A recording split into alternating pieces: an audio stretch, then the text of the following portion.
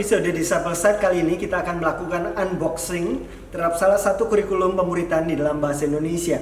Dengan harapan kita bisa tahu apa yang ada di dalamnya, bagaimana penggunaannya, juga keunggulan serta kelemahan-kelemahannya, sehingga bisa menolong saudara-saudara di dalam menentukan bahan kurikulum pemuritan apakah yang cocok dipakai di gereja dan tempat pelayanan kita. Mari kita unboxing sebuah bahan kurikulum yang sudah banyak dipakai di Indonesia yang diberi nama Cambium.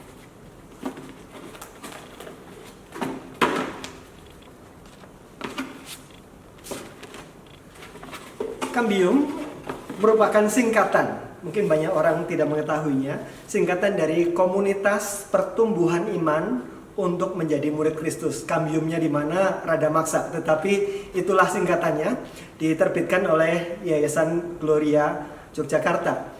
Bekerja sama dengan banyak lembaga-lembaga pelayanan untuk menghasilkan kurikulum ini. Kurikulum ini terdiri dari 3 jenjang: berakar dalam Kristus, bertumbuh dalam Kristus, dan berbuah dalam Kristus. Masing-masing jenjang ini terdiri dari 10 pelajaran. 10 pelajaran masing-masing jadi total 30 pelajaran, dan ini sudah disusun secara sekuensial, secara berurutan. Pelajaran yang pertama menjadi dasar bagi pelajaran kedua, demikian seterusnya. Jenjang yang pertama berakar menjadi dasar bagi jenjang bertumbuh dan menjadi dasar bagi jenjang berbuah. Pelajaran-pelajaran berakar adalah pelajaran-pelajaran yang dimulai dengan sangat dasar, yaitu mulai dari jalan keselamatan, mulai dari memperkenalkan orang tentang siapakah Kristus dan keselamatan dalam Kristus. Ada jaminan keselamatan, kemudian belajar tentang hidup baru, kemudian belajar tentang disiplin rohani dasar. Itulah meletakkan akar kehidupan orang percaya. Ada 10 pelajaran di dalamnya, Bapak Ibu bisa melihat topik-topiknya, topik-topik yang sangat mendasar. Kemudian pelajaran yang kedua disebut bertumbuh dalam Kristus, itu berbicara tentang bagaimana seseorang bisa bertumbuh dalam pertumbuhan yang seumur hidup. Kita perlu tahu arah pertumbuhan, kita perlu tahu hambatan-hambatan, sarana pertumbuhan. Kita perlu tahu naik turun lika-liku pertumbuhan kita. Ada pencobaan, ada pengambilan keputusan, ada penderitaan dan sebagainya dalam perjalanan pertumbuhan seumur hidup ini. Kemudian buku yang ketiga adalah buku tentang berbuah dalam Kristus, berbicara tentang bagaimana kita bisa menghasilkan buah-buah dari kehidupan kita, buah-buah pelayanan. Kita akan berbicara tentang bagaimana semua orang percaya adalah pelayan. Kita akan belajar tentang bagaimana memahami konteks dan lingkup pelayanan kita, seluruh Injil di seluruh dunia. Kita juga akan belajar tentang topik-topik bagaimana mengenali panggilan kita dan letak peran kita dalam amanat agung. Hal-hal yang dituliskan di dalam bahan-bahan ini disebut bahan-bahan yang esensial, bahan-bahan yang mendasar, bahan-bahan yang bukan sifatnya pilihan. Semua orang percaya perlu dibangun di dalam dasar-dasar berakar, bertumbuh, berbuah tadi. Jadi ini bukan, kalau kuliah ini bukan mata kuliah pilihan, tetapi inilah MKDU, mata kuliah dasar umum. Nah, kalau itu adalah topik-topiknya, bagaimana dengan penggunaannya? Ada 3 versi yang perlu kita ketahui dari bahan-bahan Cambium. Versi yang pertama adalah versi yang disebut sebagai pemuritan melalui waktu teduh, PMWT, pemuritan melalui waktu teduh atau Quiet Time Discipleship. Disebut demikian karena bahan persiapannya berupa bahan saat teduh. Kalau Bapak Ibu lihat isi buku ini, satu pelajaran dibagi menjadi 7 hari saat teduh. Setiap saat teduh itu ada 2 halaman bacaan. Jadi ada perikop yang kita renungkan, kemudian ada penjelasan dalam bentuk 2 halaman bacaan, kemudian ditutup dengan pertanyaan perenungan dan penerapan. Demikian seterusnya.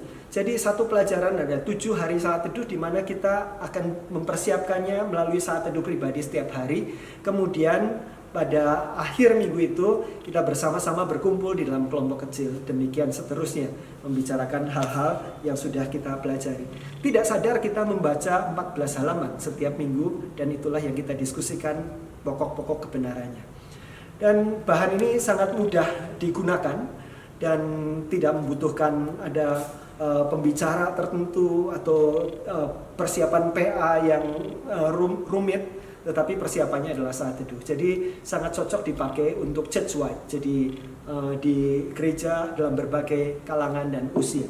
Ini adalah format yang pertama. Format penggunaan yang kedua adalah disebut sebagai pemuritan di dalam komunitas. Pemuritan komunitas itu menggunakan ada buku yang berbeda. Kalau tadi adalah bahan saat teduh, ini adalah buku peserta. Buku peserta disebut buku peserta karena model penggunaannya berbeda dengan yang tadi full dalam kelompok kecil. Ini digunakan buku pemuritan dalam komunitas ini digunakan dalam setiap pertemuan bersama-sama di kelompok besar, kemudian dilanjutkan kelompok kecil. Misalnya 1 jam pertama itu adalah kita bertemu dalam kelompok besar, kita memuji Tuhan bersama-sama, kemudian firman disampaikan melalui slide-slide yang sudah disiapkan di sini. Jadi ini ada CD yang berisi slide bahkan videonya untuk dipelajari dari pembicara yang akan menyampaikan materi itu. Dan buku peserta ini adalah buku untuk mencatatnya. Masing-masing bagian buku peserta ini kalau Bapak Ibu sudah lihat ada bagian-bagian yang kosong di mana kita bisa mengisinya sebagai catatan. Ini tidak diisi di rumah. Kalau yang pemuritan komunitas ini diisi ketika kita hadir pada saat pembinaan itu di dalam kelompok besar bersama-sama. Tetapi sesudah kita bersama-sama belajar dan mencatat ini aspek pengajarannya, kita akan split ke dalam kelompok-kelompok kecil. Nah, pengajar bisa berganti-ganti, tetapi pembimbing kelompok kecil adalah orang yang sama. Di dalam kelompok kecil kita nanti akan masuk ke bagian berikutnya, yaitu bagian perenungan. Dan bagian berikutnya lagi, yaitu bagian penerapan. Setelah kita checking penerapan minggu yang lalu, demikian seterusnya. Topik-topiknya sama yang dibahas, berakar, bertumbuh, berbuah, tetapi metode penggunaannya dengan cara yang berbeda.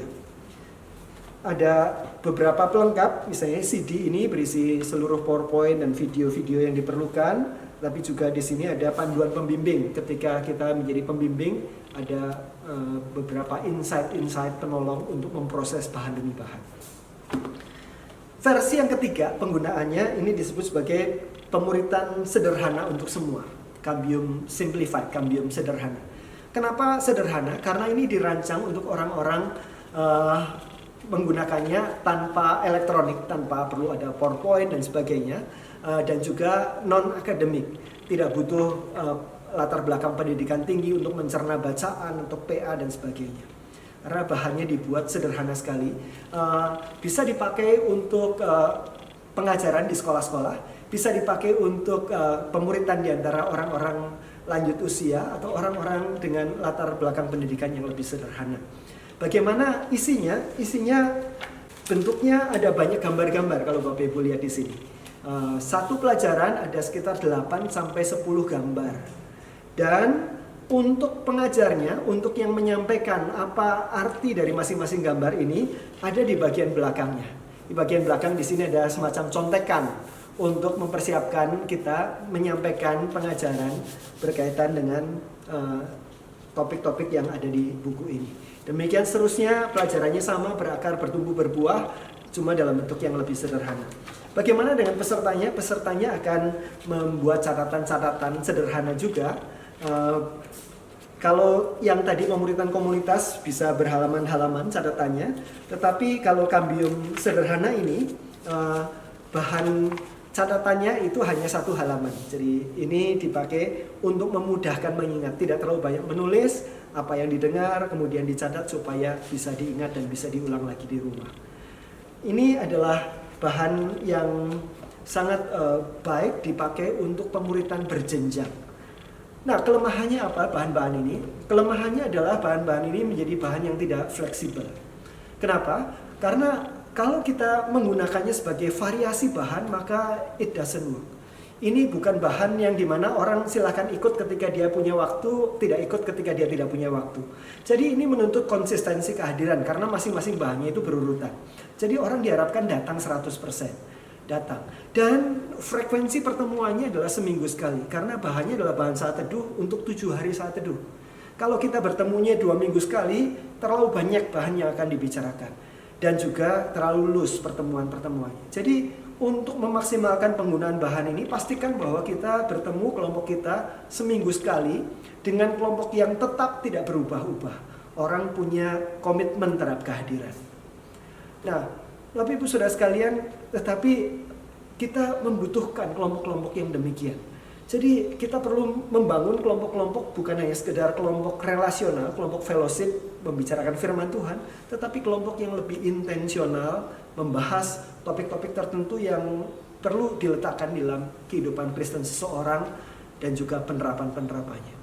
Bahan yang kita pelajari ini memberi tekanan yang kuat pada aplikasi penerapan disiplin-disiplin rohani di dalamnya, di mana diharapkan disiplin rohani ini akan menjadi sesuatu yang akan dibawa terus di dalam sepanjang kehidupan kita, meskipun sudah tidak ada bersama-sama dalam kelompok kecil yang sama lagi.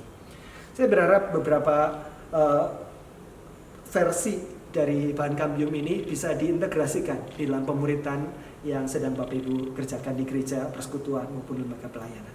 Tuhan memberkati.